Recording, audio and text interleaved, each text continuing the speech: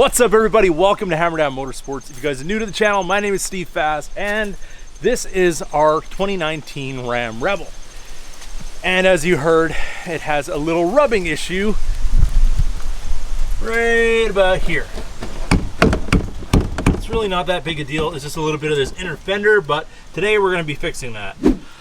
All right, so I guess I owe you guys a bit of an explanation. On the last video, I showed a couple of hidden features about the Ram, and the one feature ended up being a feature from the DT Taser, which at the time I was unaware of. You guys corrected me on that one in the comment section, and I do apologize to everybody who tried it on their truck, and it didn't work. But either way, if you guys want to have that function released on your truck, all you gotta do is get the Z Automotive DT Taser. Very simple install. I've done a video on the installation when I put it on my truck. Allows you to do all kinds of fun stuff with your truck, with light shows, and change any of the parameters and functions and features and all that kind of fun stuff with your truck that you don't have to go to the dealer for, and you have that power now in your hands. And another thing too, when I was trying to put the windows up, I guess I was doing the wrong sequence or something like that, but apparently when you push the lock button 5 times, they will go back up, which is a very nice feature because, well, the Camaro goes down, but they don't go back up, unless I don't know anything about that one either.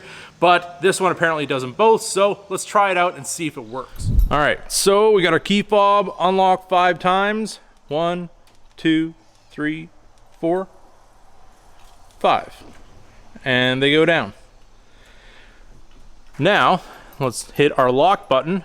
1, 2, 3, 4, 5.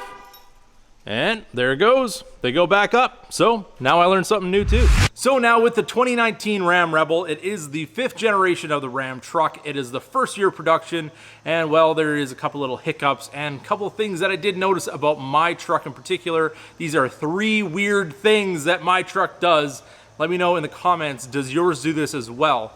The first thing I've noticed, and this actually happened on my other 2019 Ram truck. I had a Ram Laramie Sport before the Rebel, and when you turn the truck off and the air conditioning equalizes, you do hear kind of like a whistling sound on the right-hand side of the dash, kind of where the evaporator would be. It's just the pressures kind of equalizing within the system, and I don't know if getting it recharged or if they have to flush it out or whatever might correct this, or there's a different design or something like that I don't know why it does it, but there apparently is a fix for it. I just haven't taken it to the dealership because a lot of times going to the dealership is a lot like banging your head against the wall, and I try to avoid that at all costs. So that is one thing that my truck does. Drop in the comments if it does that on your truck as well, or if you know of a fix for that. But either way, it's not something that really bothers me all that much. It's just something that it does when you turn the truck off. It's got a little sound, no big deal. Air conditioning still works fine. And the second thing it does, and you might have even heard this in the beginning of the video when I cold started the truck, it has kind of a little hiccup. It'll start, it'll idle, and then it'll just go whoop, like a little bit, almost like it wants to die for a second, and catches itself and everything's fine.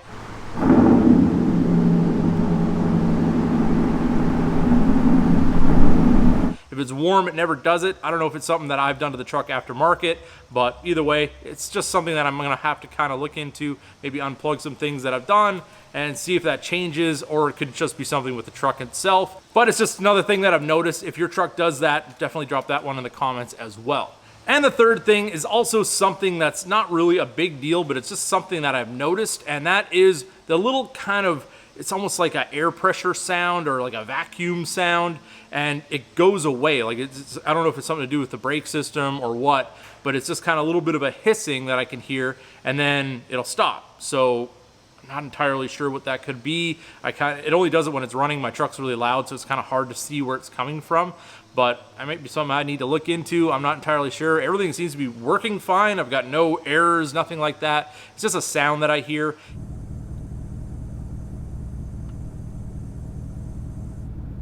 And it could be just because I ended up having to go through the firewall, and I've got a lot of wiring coming into the cab, and it's something that's happening on the other side of the firewall, and now I'm just hearing it more because I might have a little bit of an air gap there that I need to fill with something. I don't know. It's just something that I've noticed, and if you've noticed it on your truck, definitely drop that in the comments as well. All right, so next up, we're gonna get the truck up in the air, and we're gonna kind of remedy this whole disaster that I've got where the truck has been rubbing, and we're gonna make our own custom mud flap to kind of protect that whole area. and make it look good, so it's not just like we cut the inner fender out to make clearance and it's gonna look all nice, neat, and tidy, I hope, by the time we're all done. Also, a little update on our AvalonKing coating that we put on in a previous video. It has sat outside in the rain, and you can see pretty much everything is gone. There's a couple little drops here and there, but let's pour a little water on here. You can see how the product works. Look at that. Just beads right off. And it's kind of hard to see on a white truck. You can see all that just beads right off onto the ground, and you don't end up having nearly as many water spots as I did before. All right, so a little closer look at what we got going on here. You can see this little tab is kind of bent back, and that's kind of where the tire has ended up rubbing. And then I've cut out this section here because this was always getting pulled out and running over the tire and all that kind of stuff. It was worse on the driver's side than it was on the passenger side. I just removed the little piece that goes in here, this little plastic kind of extension that goes in this area. I just removed that because the other side, it actually wanted to rip it off with the tire. This side, it was been okay, but I think if I had the wheels turned the other way and was doing some off-roady kind of stuff, that's where this happened. I was turning at the beach and going over some of the ruts from other people's tires and ended up ripping off the other side. So this side we're just going to remove it anyway, so it's out of the way, and then we're going to do both sides the same so everything is nice and symmetrical. And we're going to try to use some of these factory holes. I'm going to use this hole here, and then the way that this bracket kind of comes out, I'm going to straighten it just so it's nice and flush as possible. And then under here, there's one here where the clips for that plastic piece would go. And I'm going to take those out, those old clips, and then I'm going to use some push pins in there or some of those little Christmas tree kind of retainers. And then we can make our replacement piece out of some thick rubber. I'm going to use an old mud flap, and that should actually work out really nicely here, keep everything nice and protected. All right, so now we have this tab kind of pushed up out of the way. Kind of see in there. Now that hole doesn't line up with it anymore because it's also moved up, but this part's going to get removed anyways, so no real big issue there. And then we can kind of figure out how big our piece is going to need to be to get everything nicely covered up. All right, so here we have our mud flap. This is actually one off a tractor trailer. Got this from my buddy Danny. It was in for an inspection, I guess, and needed to be replaced because it was torn on this side. But this side over here is going to work out just fine. I actually do have a brand new one of these to cut up for this exact job, but I figure, you know what, it's not going to matter. The second we drive this thing, you're never going to know that this is used, and it's not really a big deal. So we do have this general shape cut out. This is kind of a guesstimate of what we need to cover for our area, and then I can trim it down after the fact. So I'm going to cut this out, and then we're going to put it on the truck, kind of see where we need to go from there. All right, so it is the next day, and I did mess with this for quite some time, and I just kind of got it mocked up here right now. And just the thickness of this material is just too big, I think, for what we're trying to do here. And I did order some thinner stuff. This is like 1/4 inch. I've got some 1/8 inch stuff coming. Hopefully it's not gonna be too thin, but my real problem was right here where it kind of meets this body line. It always wants to stick down, and I don't want it to be something that's sticking out that you notice.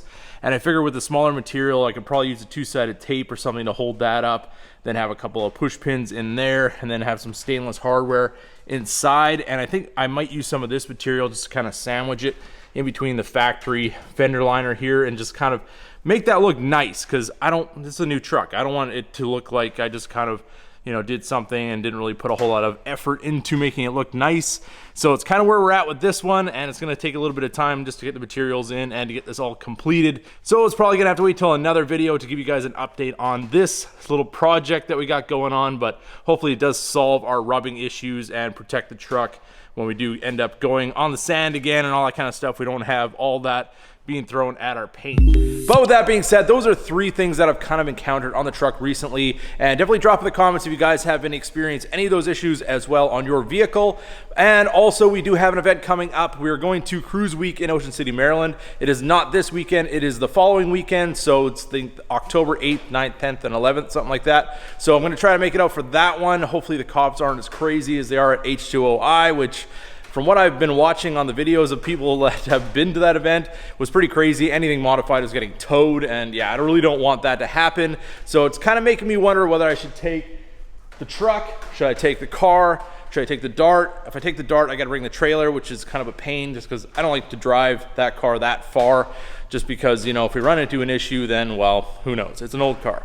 But either way, Camaro is kind of my first choice on this one, but maybe we'll take the truck so we can go on the beach. Not entirely sure yet. Drop in the comments, what vehicle should we take? And definitely drop in the comments if you guys are coming to that event.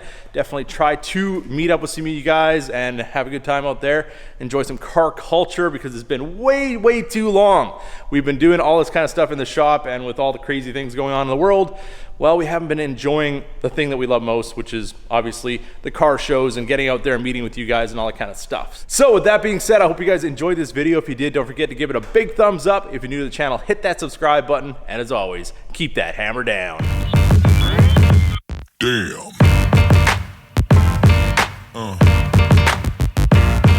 Yeah. Yeah. Yeah.